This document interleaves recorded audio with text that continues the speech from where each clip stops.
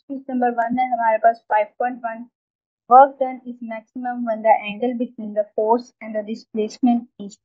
Work done जो है वो सबसे ज्यादा होता है, मैक्सिमम सबसे ज्यादा व्हेन द एंगल, जब एंगल होगा बिटवीन द फोर्स के दरमियान और डिस्प्लेसमेंट के दरमियान। मतलब फोर्स और डिस्प्लेसमेंट के दरमियान क्या डायरेक्शन होगी और एंगल कह लें कि जो वर्क डन है मैक्सिमम होगा उस टाइम। तो अगर हम बात करें सबसे पहले ऑप्शन नंबर ए की, तो work done is maximum at the angle of zero. Cos 0 degree पे फोर्स की डायरेक्शन और जिस बॉडी पे डायरेक्शन में बॉडी मूव कर रही है वो डायरेक्शन सेम होती है। सेकंड ऑप्शन बी है, हमारे पास 30 डिग्री है और 30 डिग्री पे पॉजिटिव होता है वर्क, लेकिन क्योंकि 0 डिग्री के आसपास है 30, राइट, डिफरेंस कम है 0 डिग्री का और 30 डिग्री का एज कम्पेयर टू 90 डिग्री। इसलिए 30 डिग्री पे जो वर्क है ऑलमोस्ट मैक्सिमम होता है, लेकिन मैक्सिमम हम इसे नहीं कह सकते। ये ऑप्शन है आगे हमारे पास, work is positive angle is 60 degree. 60 degree पर भी वर्क पॉजिटिव होता है, लेकिन 60 डिग्री आप देखते हैं 90 डिग्री के ज्यादा आसपास है, राइट, 30 का डिफरेंस है बस। और अगर आप इसको 60 डिग्री को 0 से कंपेयर करें तो 60 का डिफरेंस ज्यादा बड़ा डिफरेंस आता है। ये ट्रिक इसलिए बता रही हूँ कि आपने ऐसे याद रखना कि 90 डिग्री के पास है, इसलिए 60 डिग्री पे जो वर्क है वो ऑलमोस्ट मिनिमम होता है। मैं वर्ड यूज कर रही हूँ ऑलमोस्ट। और 90 डिग्री पे आगे जो फोर्थ ऑप्शन डी है हमारे पास, उसमें वर्क जो है वो हमारे पास मिनिमम होता है। मिनिमम होने का मतलब यहाँ पर ये है कि जो डिस्प्लेसमेंट यानी डायरेक्शन है बॉडी की जिसमें वो मूव कर रही है और जो फोर्स की डायरेक्शन है, जिस डायरेक्शन से आपने फोर्स अप्लाई की है, उसके दरमियान जो एंगल है ना वो 90 डिग्री का बन रहा होगा। और जहाँ पे दो लाइंस के दरमियान एंगल 90 डिग्री का बनता है वहाँ पर परपेंडिकुलर, मतलब ये कि जिस डायरेक्शन में आप फोर्स लगा रहे हो, जिस डायरेक्शन में बॉडी मूव कर रही है, उन दोनों डायरेक्शन के दरमियान एंगल बनेगा 90 डिग्री का। और जब एंगल 90 डिग्री का होता है तो दोनों जो लाइंस होती हैं, मतलब इस टाइम दोनों डायरेक्शन जो हैं वो आपस में परपेंडिकुलर हैं और इंटरसेक्ट कर रही हैं एक दूसरे से। इंटरसेक्शन का पॉइंट होता है ये 90 डिग्री पर करती है। तो इस तरह से हमारा जो करेक्ट ऑप्शन है वो ए है, 0 डिग्री। अब जो वर्क है वो और भी फैक्टर्स पर डिपेंड करता है, लेकिन यहाँ पर उसने एंगल पूछा था इसलिए मैंने उसको डिस्कस। अगर आपने देखना हो एंगल से कि वर्क हमारा मैक्सिमम है या मिनिमम है, तो आप कैसे पता लगा सकते हैं। और ये इम्पोर्टेंट एमसीक्यूज है। नेक्स्ट हमारे पास एमसीक्यूज नंबर 2 है 5.2। A joule can also be written as. Joule को आप किस तरह लिख सकते हैं? एमसीक्यूज प्रॉपर सॉल्व करने वाला था। अच्छा, जोल हमारे पास वर्क का यूनिट है।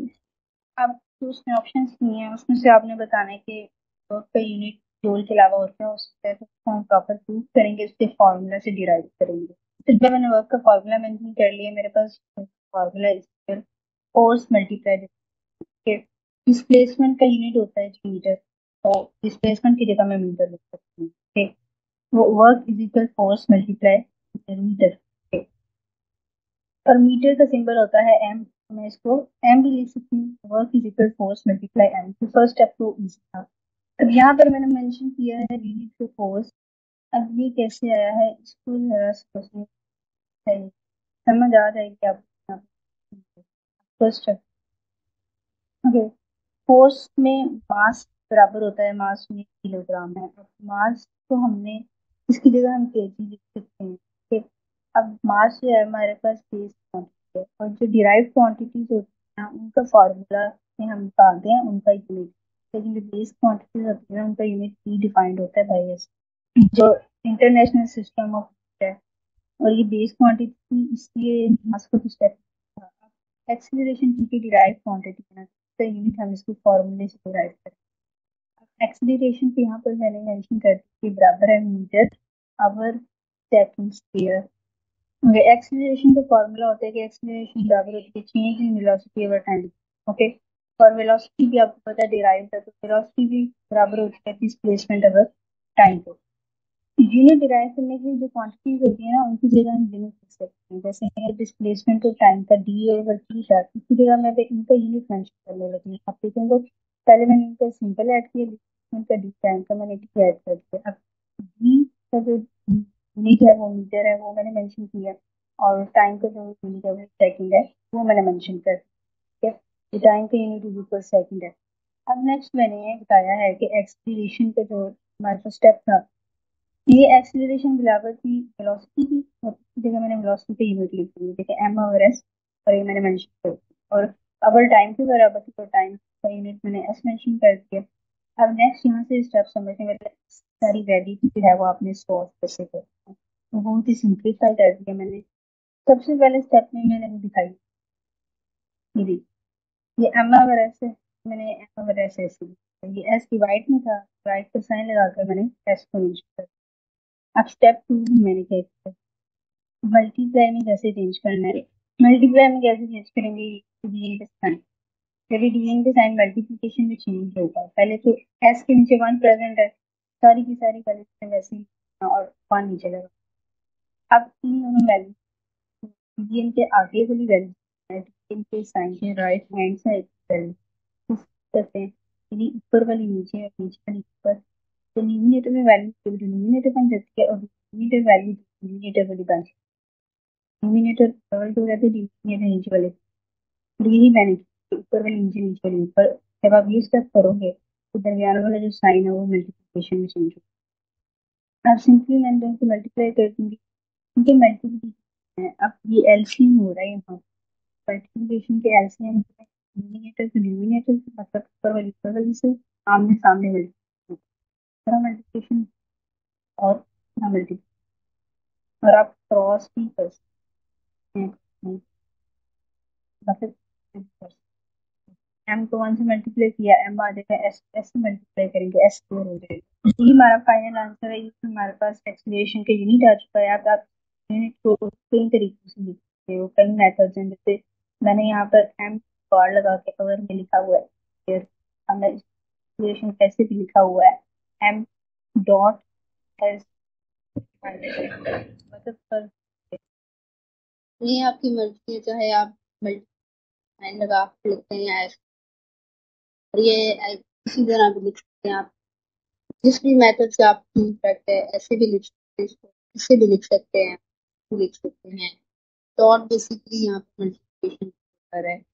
तो अब आपको इतना पता लग गया कि एक्सीलरेशन के जो यूनिट है इसको कैसे लेकर आए, चाहे ये मीटर और सेकंड का स्क्वायर जो मैंने लगाया हुआ है, फिर उसको सिंबल प्लेस कर दिया, मीटर को मैंने एम लिख दिया, सेकंड स्क्वायर को मैंने स्क्वायर लिख दिया। अब नेक्स्ट क्या हो, यूजली सारा कुछ हम फोर्स की वैल्यू फाइंड करने के लिए कर रहे हैं, तो फोर्स का फॉर्मूला हमारे पास होता है मास एंड एक्स। मास की जगह मैंने केजी लिया का यूनिट लिख दिया, एक्सीलरेशन की जगह एक्सीलरेशन का यूनिट पर वो मास है, और पर एस का स्क्वायर।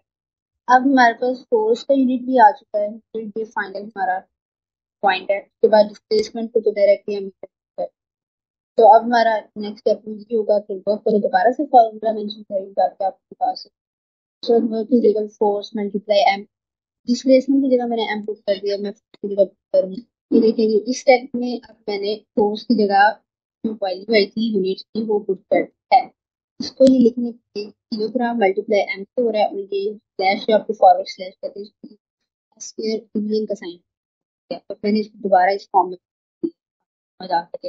अब नेक्स्ट क्या होने वाला है कि आमने सामने मल्टीप्लाई, न्यूमिनेटर के न्यूमिनेटर मल्टीप्लाई कर देंगे, ऊपर वाले के ऊपर मल्टीप्लाई कर देंगे, एम एम से मल्टीप्लाई हो जाएगा, और हमारे पास किलोग्राम मल्टीप्लाई मीटर का स्क्वायर और डिवाइडेड बाय एस का स्क्वायर, ये भी करेक्ट आंसर है। अब तो कैसे और लिख सकते हैं, हम दूसरे मेथड से भी लिख सकते हैं, जो हमारे आंसर्स में ऑप्शंस में दिया हुआ है, इसको पॉइंट में भी कन्वर्ट कर रहे हैं। और इस स्टेप में मैंने शो ये करवाया कि इस स्टेप में फर्क किया है, मल्टीप्लाई को आप पॉइंट लिख सकते हैं।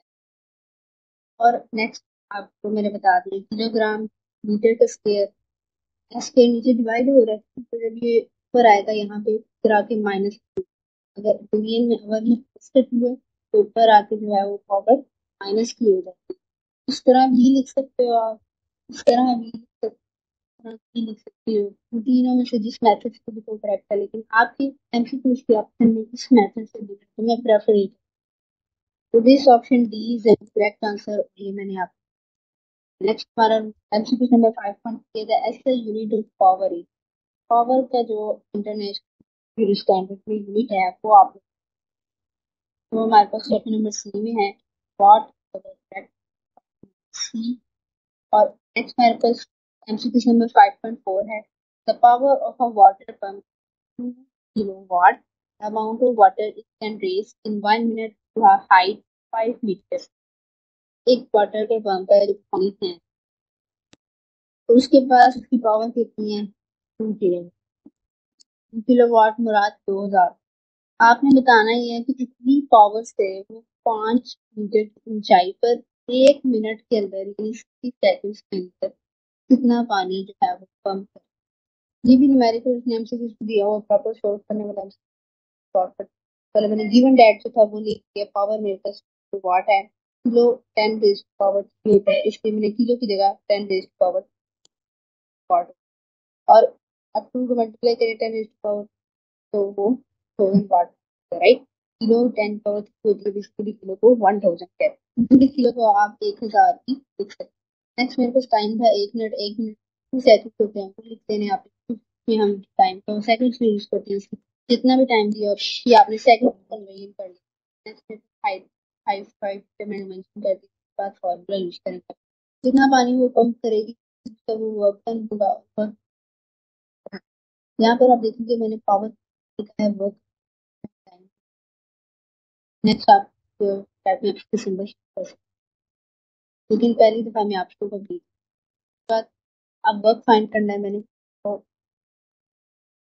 वर्क डन यहाँ पे बराबर है पोटेंशियल तो पोटेंशियल एनर्जी का फार्मूला होता है इन तीनों की वैल्यू।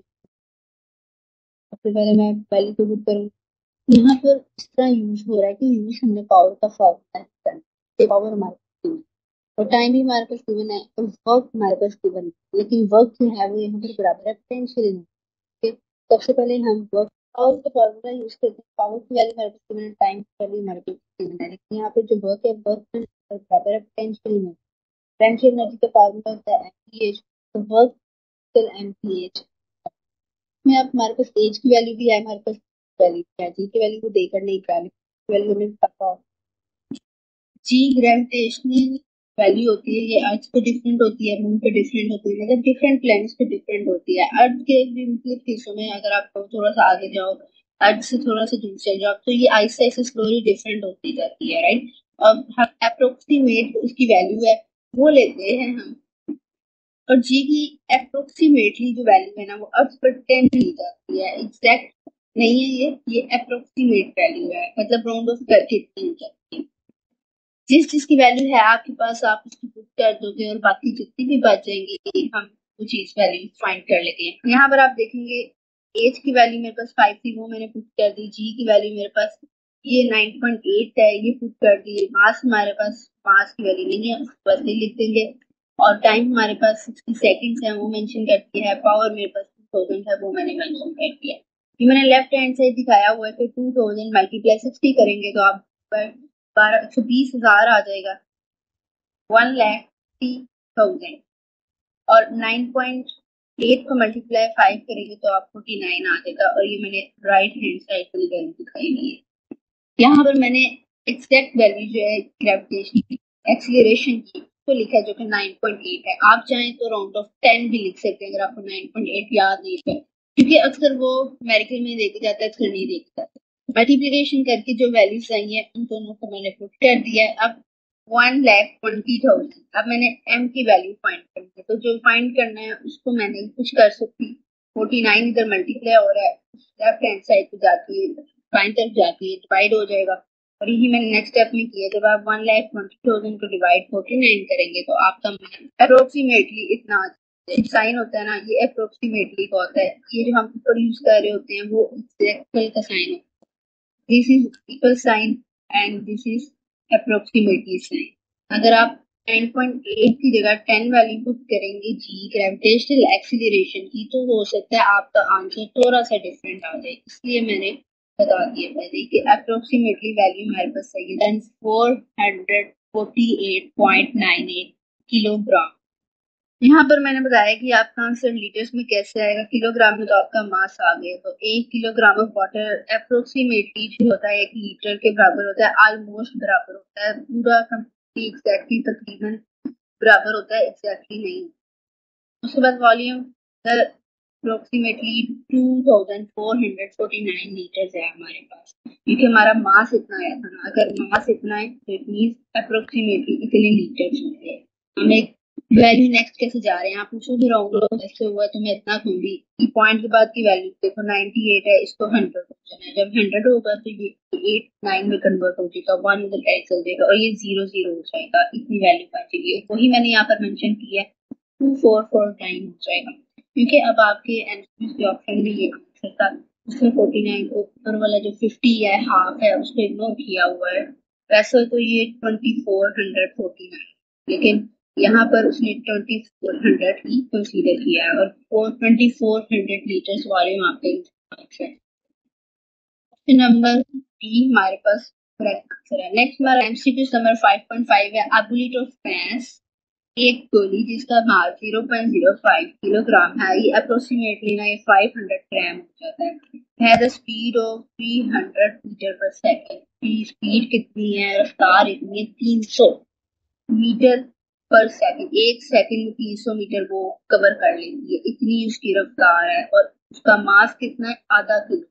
इट्स काइनेटिक एनर्जी मिलती, तो उस जो गोली है उसका मास अगर आधा किलो है, उसकी स्पीड 300 मीटर है एक सेकंड में, तो उसकी काइनेटिक एनर्जी क्या होगी। काइनेटिक एनर्जी यहाँ पर वो एनर्जी है जिसके साथ वो मूव कर रही है। इसको भी आप प्रॉपर फॉर्मूला लगाकर सॉल्व करोगे। सबसे पहले हमारे पास गिवन जो वैल्यूज हैं, जो जो वो देकर गया इन्फॉर्मेशन, उसको आप लिख लोगे। मास है हमारे पास, तो मास का सिंबल है स्मॉल एम है, प्लस मास की जो वैल्यू है 0.05 वो मैं लिखूंगी। किलोग्राम का यूज है, मास को किलोग्राम में यूज करते हैं। अगर ये ग्राम में देके जाता तो वो वैसे तो वो 500 ग्राम बनना था हमारे पास, तो आपने किलोग्राम में कर लेना था, लेकिन यहाँ पर डायरेक्टली किलोग्राम में दिया। एक्सीलेंट है। वेलोसिटी हमारे पास 300 मीटर पर सेकंड जाएगी। ये फॉरवर्ड स्लैश को कहलाती है, तो डिवीजन को रिप्रेजेंट करती है। ये अगर वो फॉर, तो आप ऐसे भी लिख सकते हो, 300 मीटर पर सेकंड भी लिख सकते हो आप, इसको मीटर पर सेकंड भी पढ़ते हैं। जब माइनस में होना तो पर सेकंड, अगर ये हाली वन होता ना प्लस का, मैंने इसको सेकंड पढ़ना था। नेक्स्ट 300 मीटर पर सेकंड इस तरह भी लिख सकते हैं। मैं दिखाना ही चाह रही हूँ, अगर आप m डॉट ऐसे डॉट मल्टीप्लिकेशन को शो करता है, आप ऐसे भी लिख सकते हैं, मैं आपका व्यू ऑफ रेंज जो है वो वाइड कर रही हूँ, इस तरह भी लिख सकते हैं। लेकिन जो करेक्ट सबसे ज्यादा समझा जाता है ना वो यही है, तो आप इस तरह लिखना अच्छा लगता है। नेक्स्ट फॉर्मूला जो हमने इसमें यूज करना है, क्योंकि काइनेटिक एनर्जी भी उसने यूज कह दिया, तो वही फॉर्मूला लगा शॉर्ट कर लेंगे। काइनेटिक एनर्जी आपने बतानी है। काइनेटिक एनर्जी का हमारे पास फॉर्मूला है 1/2 मल्टीप्लाई मास मल्टीप्लाई वेलोसिटी का स्केयर। वैल्यूज पुट कर देंगे। मास हमारे पास 0.05 है, उसकी वैल्यू मैंने पुट कर दी है। वेलोसिटी मेरे पास 300, उसकी वैल्यू पुट कर दिया और स्केयर का वैसे लगा दिया। नेक्स्ट स्टेप में मैंने स्केयर खोल दिया, जो कि 9000 बन जाएगा। 300 का स्केयर कैलकुलेटर पे ले सकते हैं आप। पहले मैंने स्केयर को खोला है। नेक्स्ट स्टेप में 0.05 को जो है 9000 से मल्टीप्लाई करवा दूंगी, और आंसर जो आएगा उसको मैं 4500 को डिवाइड कर दूंगी। 2250 जॉल मेरा आंसर आ जाएगा। तो आपने इस तरह करना है, आपने ये नहीं करना कि एक ही स्टेप में आप 300 स्केयर खोल रहे हो और एक ही स्टेप में जो है आप 0.05 से मल्टीप्लाई कर पा रहे हो। ये चीज देख के चलिएगा कि एक स्टेप में आप स्केयर को खोलो और एक स्टेप में आप मल्टीप्लिकेशन का डिवीजन करो। लेकिन आपने एमसीक्यू है तो आप डायरेक्ट कर लो कैलकुलेटर में। जब आप न्यूमेरिकल सॉल्व कर रहे हो तो बस आंसर लिखो स्टेप बाय स्टेप, लेकिन एमसीक्यू है डायरेक्ट सॉल्व करके। और नेक्स्ट हमारे पास एमसीक्यू 5.6 है। इसमें वो कहता है a car double its speeds its kinetic energy will be। okay? एक कार है, अगर वो डबल कर लेती है तो उसकी काइनेटिक एनर्जी, क्योंकि अब कार मूव कर रही है, मूविंग एनर्जी काइनेटिक एनर्जी होती है। काइनेटिक एनर्जी कहना था इसका आंसर 3 to 4 टाइम्स है। वो कैसे है वो भी प्रैक्टिकल पार्ट है न्यूमेरिकल। सबसे पहले जी काइनेटिक एनर्जी का फॉर्मूला। काइनेटिक एनर्जी का फॉर्मूला जो हमारे पास होता है, सबसे पहले मैंने मेंशन कर दिया है, वो हमारे पास 1/2 मल्टीप्लाई मास मल्टीप्लाई वेलोसिटी का स्केयर। अब सपोज करते हैं कि उसकी स्पीड कार की भी डबल हो, तो हम कह सकते हैं यहाँ पर v हमारे पास बराबर हो जाएगा 2v के। बेसिकली 2v जो वैल्यू हो गई है, अब किसकी वेलोसिटी की ये वैल्यू गई है, स्पीड कह सकते हो आप। ओके, v की जगह मैं पुट करने लगी हूँ उसका फॉर्मूला में 2v पहले बी की वैल्यू पुट कर दी है। अब नेक्स्ट वैल्यू पुटिंग के बाद नेक्स्ट मैं 2b का स्क्वायर ओपन करूंगी। ये देखिए जी, मैंने नेक्स्ट स्टेप में आपको बताया 2b का स्क्वायर कैसे ओपन होगा कि 2b को मल्टीप्लाई कर देंगे, 2b से 2 से मल्टीप्लाई हो जाएगा और b से मल्टीप्लाई हो जाएगा, 2 से 4 और से b स्क्वायर हो जाएगा। 2b स्क्वायर का ओपन करेंगे तो ये वैल्यू मार नेक्स्ट स्टेप पे। नेक्स्ट इस स्टेप सारे में वो दिखाना ये चाह रहे हैं कि अगर स्पीड डबल होती है ना तो काइनेटिक एनर्जी किस स्केल से इंक्रीज करती है। मान लें कि अगर मेरी स्पीड है ना, तो मेरी काइनेटिक एनर्जी 2 का स्क्वायर होती है। इजी ट्रिक होती है। अगर मेरी काइनेटिक एनर्जी मान लें कि इस केस में तो 4 हो गई। नेक्स्ट स्टेप में अगर मेरी स्पीड 3 है तो मेरी काइनेटिक एनर्जी 3 मल्टीप्लाई बाय 3 या फिर 3 का स्क्वायर कह सकते हो आप, 9 हो जाएगी। काइनेटिक एनर्जी स्पीड से इंक्रीज करती है जो एग्जैक्ट स्पीड होती है, जो ओरिजिनल स्पीड होती है। दैट्स वाई उसने यहाँ पर 4 से मल्टीप्लाई किया हुआ था। यहाँ पर देखिए उसने एक लाइन मेंशन की है, if a cos is double, right. तो ये बात देखते हैं, जब डबल होगी, डबल से मेरा 2 है, 2 को 2 से मल्टीप्लाई करेंगे 4 आ जाएगा, तो ये वाला हमारा ऑप्शन रहेगा। काइनेटिक एनर्जी स्केल से इंक्रीज करती है तो एग्जैक्ट असल में स्पीड होती है। यहाँ पर उसने स्पीड ही तो दिखाई है ना कि स्पीड डबल है, स्पीड 2 हो रही है तो काइनेटिक एनर्जी 4 हो जाएगी। नेक्स्ट एमसीक्यूज नंबर मेरे पास 5.7 है। इसमें वो कहता है the energy possessed by body which is its position is, this is potential energy। जो बॉडी की अपनी मलकियत, पोजेशन कहते हैं मलकियत को, वजह से एनर्जी होती है। बल्कि ये जब एक बॉडी एक जगह रेस्ट पर है या हाइट पर है, मतलब कि वो स्टिल खड़ी है, उसमें मूवमेंट नहीं है, तो वो हमेशा पोटेंशियल एनर्जी की होती है। जहां भी ये कीवर्ड्स आएंगे आपने ध्यान रखना है, ये चीज नोट में रखनी है। एट रेस्ट आ रहा है, एट हाइट आ रहा है, स्टोर एनर्जी की बात आ रही है, वो हमेशा पोटेंशियल एनर्जी की बात आएगी। मूविंग एनर्जी हो वो काइनेटिक एनर्जी होती है। नेक्स्ट मेरे पास लास्ट मेडिकल है 5.9। इसमें कहते हैं which of the following is not a renewable energy, मतलब वो कौन सी एनर्जी सोर्स है जिसको आप रिसाइकल नहीं कर सकते हो। हमारे पास ऑप्शन नंबर ए में है हाइड्रो इलेक्ट्रिक एनर्जी, वो इलेक्ट्रिसिटी जो आप वाटर से प्रोड्यूस करते हैं। बी ऑप्शन में हमारे पास फॉसिल फ्यूल्स हैं, फॉसिल फ्यूल्स में कोल आ जाता है, गैस आ जाती है, ऑयल पेट्रोलियम जो प्रोड्यूस होती है। सी हमारे पास विंड एनर्जी आ जाती है।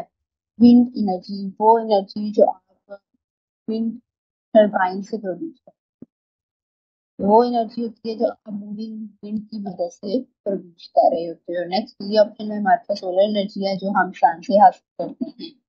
अब solar energy natural source, wind energy natural source, wind natural source है। हाइड्रो वाटर से प्रोड्यूस होती है, वाटर नेचुरल सोर्स है। तो नेचुरल सोर्स हमेशा रिसाइकल होते हैं, रीन्यूएबल होते हैं, ये आपने याद रखना है। फॉसिल फ्यूल्स नेचुरल नहीं है।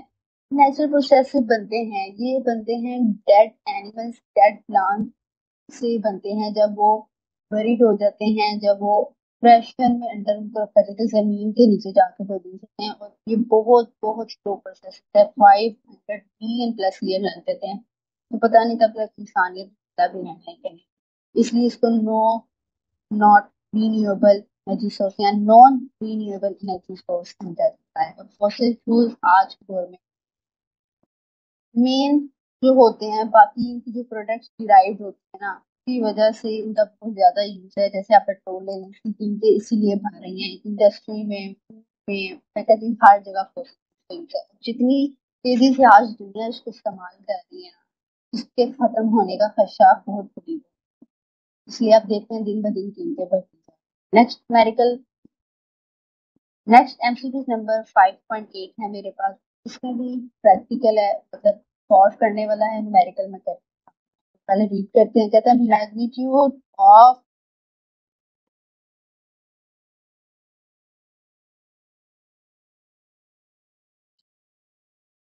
The magnitude of momentum of an object is double. जो एक ऑब्जेक्ट का मोमेंटम है उसका जो मैग्नीट्यूड है वो डबल हुआ है। The kinetic energy of the object, अगर किसी ऑब्जेक्ट के मोमेंटम का मैग्नीट्यूड डबल 2 गुना हो जाता है, क्या जो उसकी काइनेटिक एनर्जी है वो भी डबल होगी ए ऑप्शन में। बी ऑप्शन में कहता है क्या जो उसकी काइनेटिक एनर्जी है वो 4 टाइम्स बढ़ेगी। सी ऑप्शन में कहता है क्या उसकी काइनेटिक एनर्जी हाफ हो जाएगी। डी ऑप्शन में कहता है क्या उसकी काइनेटिक एनर्जी सेम रहेगी, वैसे की वैसी रहेगी, इस पे कोई इफेक्ट नहीं आएगा। तो इसका जो करेक्ट ऑप्शन है हमारे पास, ऑप्शन नंबर डी है हमारे पास, इंक्रीज टू 4 टाइम्स। ये कैसा होता है वो मैं आपको, सबसे पहले गिवन में मेरे पास मोमेंटम है जिसको मैंने क्या दिया है, वो इक्वल है मास और वेलोसिटी की प्रोडक्ट। मास और वेलोसिटी। अब मुझे यहाँ से वेलोसिटी चाहिए, तो वेलोसिटी को मैं इस साइड पे रहने दूंगी, इसके साथ कुछ भी नहीं करूंगी। मास को मैं इज इक्वल की लेफ्ट साइड पे ले जाऊंगी, बाई जानिब ले जाऊंगी। मास यहाँ पर मल्टीप्लिकेशन हो रही है वी के साथ, तो मास साइड पर जाके डिवाइड हो जाएगा, तो वी मेरे पास, वेलोसिटी मेरे पास आ जाएगी मोमेंटम अगर मास के बराबर आ जाएगी। नेक्स्ट मैंने यहाँ पर मेंशन किया हुआ कि मैं मोमेंटम को कह रही हूँ, एम से मास है और वेलोसिटी है। नेक्स्ट में काइनेटिक एनर्जी पे फॉर्मूला सिंपली मैंने मेंशन किया जो कि 1/2 मल्टीप्लाई मास मल्टीप्लाई वेलोसिटी के स्क्वायर के बराबर है। नेक्स्ट मास तक तो मैं सारा का सारा फॉर्मूला वैसे लिखूंगी, लेकिन पी की उसकी वैल्यूज को पुट कर दूंगी जो कि पी अगर एम पी, और स्क्वायर का स्क्वायर वैसे ही रहेगा, पी के साथ स्क्वायर और एम के साथ स्क्वायर। नेक्स्ट स्टेप में पहले मैंने स्क्वायर को ओपन कर दिया, फिर मैं ये इस एम के स्क्वायर की कटिंग इस एम के साथ कर दूंगी, और फिर नेक्स्ट स्टेप में मल्टीप्लिकेशन कर दूंगी, और मैंने यही किया है। एक एम एम के साथ कट हो जाएगा, एक एम जो बचेगा टू और एम को मल्टीप्लाई करके 2m आ जाएगा, और पी के वैसे वैसे ऊपर आ जाएगा, पी स्क्वायर 1 से मल्टीप्लाई कर देंगे पी स्क्वायर हो जाएगा। और हम सामने वाली वैल्यू को सामने वाली इस वैल्यू से मल्टीप्लाई करेंगे क्योंकि दरमियान में मल्टीप्लिकेशन है, और मल्टीप्लिकेशन का ऐसे ही एलसीएम लेते हैं कि ऊपर वाली वैल्यू के साथ मल्टीप्लाई, नीचे वाली वैल्यू नीचे वाली वैल्यू के साथ मल्टीप्लाई। नेक्स्ट मैं सिंपली ये करूंगी। अब ये जो मेरे पास काइनेटिक एनर्जी आई है पी स्क्वायर ओवर 2m, ये मेरे पास मोमेंटम आई है पी की। अब मोमेंटम जब डबल होगा तो मोमेंटम की जगह 2p हो जाएगा। तो मैं सारी वैल्यू साधन सबके साथ ही रखूंगी, लेकिन बस इतना करूंगी कि जब मोमेंटम डबल होगा ना, इस पी को 2p से रिप्लेस कर दूंगी। जो मेरे पास काइनेटिक एनर्जी फाइनल आंसर आया ना, तो पी को 2p से रिप्लेस कर दूंगी। बाकी स्क्वायर का स्क्वायर वैसे रहेगा, 2p के स्क्वायर को कैसे खोलना है वो मैंने सबसे पहले यहाँ पर मेंशन किया। 2p को 2p से आपने मल्टीप्लाई करना, 2 से मल्टीप्लाई होगा 4, p से मल्टीप्लाई होकर p स्क्वायर हो जाएगा। और बस यहाँ तक ये आपका फाइनल आंसर है। आप देखोगे कि जब आपने मोमेंटम डबल किया तो आपकी काइनेटिक एनर्जी 2 गुना से बढ़ती है, राइट। कि जैसे स्पीड से जिस तरह इफेक्ट होती है ना काइनेटिक एनर्जी, और जिस तरह मोमेंटम से होती है। मैं आपको एक मिसाल देकर समझा रही हूँ, सिंपल। अगर आपकी स्पीड 5 है ना, तो आपकी काइनेटिक एनर्जी 5 का स्क्वायर होगी, यानी आपने स्पीड 5 गुना बढ़ाई तो काइनेटिक एनर्जी 25 गुना बढ़ जाएगी। इसी तरह अगर आपका मोमेंटम 5 गुना बढ़ता है तो आपकी काइनेटिक जो मोशन है, काइनेटिक जो एनर्जी है, वो भी 25 गुना बढ़ जाएगी। काइनेटिक एनर्जी का रिलेशन स्पीड और मोमेंटम ज्यादा तकरीबन